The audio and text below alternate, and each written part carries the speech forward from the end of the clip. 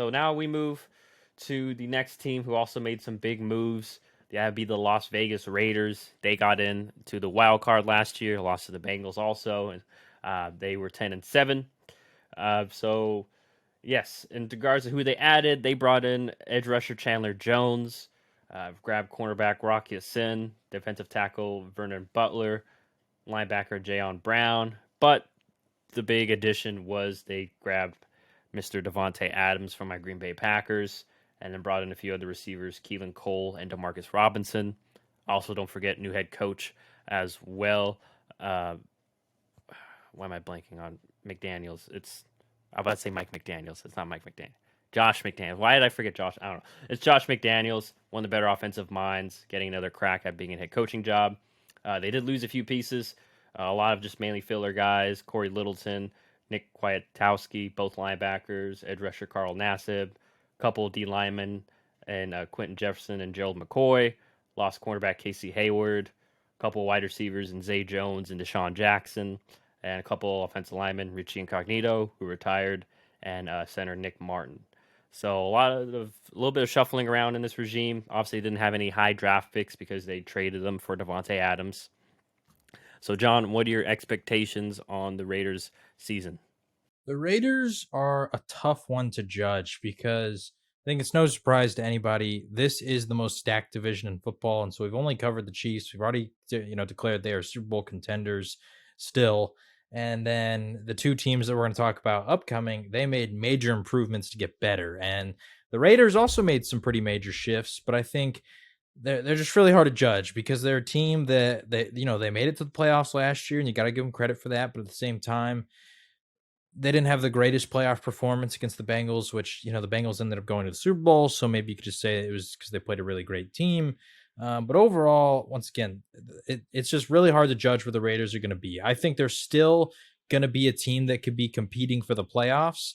I'm not going to say that they're a Super Bowl contender just yet. And the AFC is just so stacked. I mean, even outside of this division, there's the Bills, there's the Patriots, there's the Dolphins. Any of them could potentially be playoff teams. The Colts and Titans, the AFC just has so many good teams that it's hard to really say, okay, yep, this team's a Super Bowl contender. And that's not even, counting the Ravens, the Bengals, like I said, really stacked conference. And so I think they could be competing for a playoff team, but in this really stacked division, they could be the worst team in the division. Now, the worst team in this division could have 9 wins, so that's not saying a lot. But overall, I think to me the Raiders' floor is 8 or 9 wins, and their ceiling could be they could win the division. It's just this division is that close amongst all the teams. I really enjoy the fact that they got Chandler Jones to be across from Max Crosby. When you're facing a division where you're going to go against Russell Wilson, Justin Herbert, and Patrick Mahomes, you got to get to the quarterback. And you got to do it without committing a ton of players on a blitz. And so the best way to do that is to get some really great pass rushers. They did that with Chandler Jones. And they also added that with Vernon Butler, a guy who can play up the middle. And then obviously they do the big swing. They get Davante Adams. And I love this move.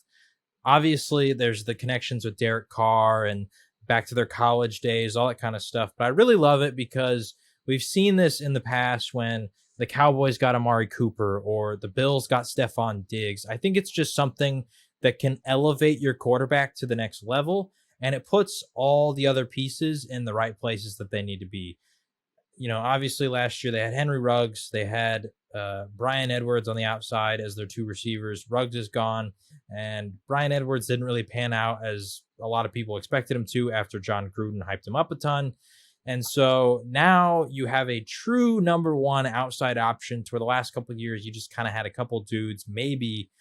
Now you have a true number 1. So Hunter Renfrow, he doesn't have to be your best receiver out of the slot. He can actually be a true slot receiver and not have to deal with increased coverage and attention from the defense because of the lack of true threats on the outside. Davante Adams can be that threat. Hunter Renfrow can be the true inside slot threat. And then you got Darren Waller, one of the best tight ends in the league. Not to mention one of the best running back groups in the league with Josh Jacobs, Kenyon Drake, and now rookie Zamir White. I mean, they just have a lot of depth there, which I really like. So I really like what the Raiders were able to do this offseason. But once again, I just don't know how to feel about them. They could be a Super Bowl contender. They could be a team that misses the playoffs. It just really depends on those 6 divisional games they're going to play. I feel like for all the teams in this division, those divisional matchups are going to be the most important games of their season because this is going to be a very tight race. Yeah. Yeah, I'll start with the offense. I think the offense will be fine. I think it'll be probably even better than previous years, like you've already mentioned. Only concern might be the O-line, but I mean, Josh McDaniels, he's done more with less. I mean, look at what they did last year in New England, and I think we can agree across the board, except maybe some piece on the offensive line, the Raiders are better. Obviously, losing Davante hurts personally, but it will be a scare. I mean, he might not have as stacked of a statistical year catch wise, but I feel like he's still going to put up the same numbers, yardage, or maybe even touchdowns because, like you mentioned, he's as good as it's been in Green Bay. He's never had a guy like Darren Waller to take attention away from, or even another solid slot guy, dependable like Hunter Renfrow, who's expected to have a big year. And then, like you already mentioned, they have a good stable running backs. I expect them to be the New England-ish type system where they're going to cycle these guys in and out, and they'll all have really good contribution to the team, just not fantasy probably. My only concerns mainly are the defense. Obviously, you mentioned they did add another difference maker in Chandler Jones, which is a criticism that we both had in previous years, is the Raiders need more difference makers on defense. My only concern is, and I think it's something that our resident Cardinals fan has mentioned, Chandler Jones, at times he kind of feasts. He's a great edge rusher, but at times he kind of feasts on the poor. Have like a 4 or 5 sack game here and there, but then have like a 2-3 game stretch where doesn't. Yeah, I don't say non-existent, but just isn't putting anything up in the sack numbers. And then I did like their linebacker / safety hybrid guy they got last year, Divine Diablo. I think I always mix him up with the guy from the Saints, but you probably know what I'm talking about. My only concern is probably their second. Okay, I always mix him up with the other kid that the Saints got last year at corner. I know. Anyways, nonetheless, I know the name's on the tip of your tongue. Paulson Adebo. Paulson Adebo. I don't know why the names are similar-ish. Anyways, yeah. So only concerns maybe are going to be in the secondary and maybe that interior of the defensive line. Some of the teams with the better offensive lines, like the Chiefs or any other of these teams, like if they have to play the Colts, I might be worried about them getting pushed around a bit. So we'll have to see, though. Once again, Josh McDaniels comes from the New England school of thought, so I'm assuming he may be applying that same theory onto his defense, where they believe in size.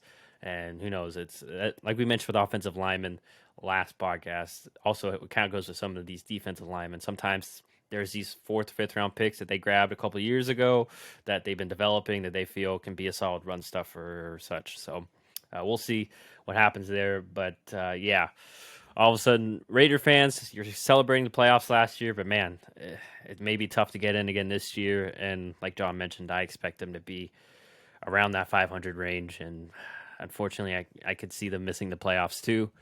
We'll see if either of us have them making it back in our season's predictions here in a couple weeks. And I know we'll hear from our resident Raiders fan as well. And if we do,